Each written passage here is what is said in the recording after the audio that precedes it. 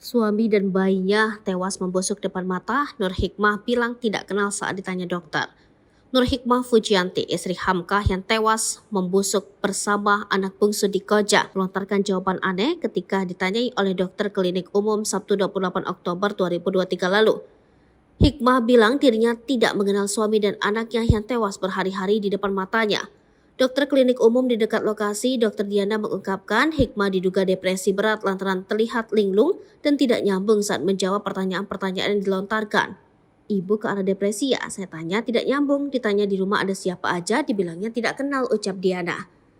Karena melihat kondisi psikologis Hikmah yang tidak beres, Diana akhirnya berhenti bertanya. Ia membiarkan Hikmah diam sampai dirinya lebih tenang, sebelum pada akhirnya memberikan penanganan lanjutan. Makanya setelah itu saya nggak ajak dia bicara lagi, biar tenang dulu aja, kata Diana. Dia cuma bilang pusing sama perutnya nyeri, jadi saya kasih obat lambung, kasih obat pusing, terus dikasih makan dan minum mau, sambungnya.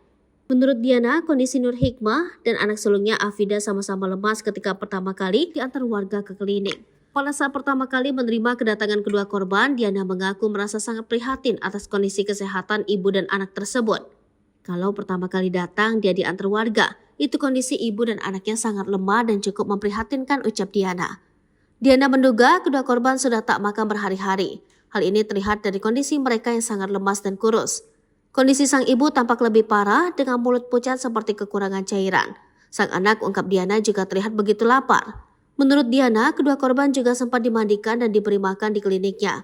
Keduanya juga diperiksa oleh dokter klinik dan hasilnya tidak ditemukan ada tanda-tanda penyakit yang signifikan. Adapun setelah mendapatkan penanganan awal di klinik, ibu dan anak tersebut akhirnya dirujuk ke RS Polri Kramat Jati untuk ditangani lebih lanjut seiring proses penyelidikan. Sementara itu, dua anggota keluarga lainnya yang tewas membusuk yakni Hamka dan anak bungsunya Abid Koshashi Akma baru dibawa ke rumah sakit pada Sabtu siang. Polisi membawa kedua jenazah korban ke RS Polri Kramat Jati untuk kepentingan otopsi dalam rangka mengungkap penyebab kematian keduanya.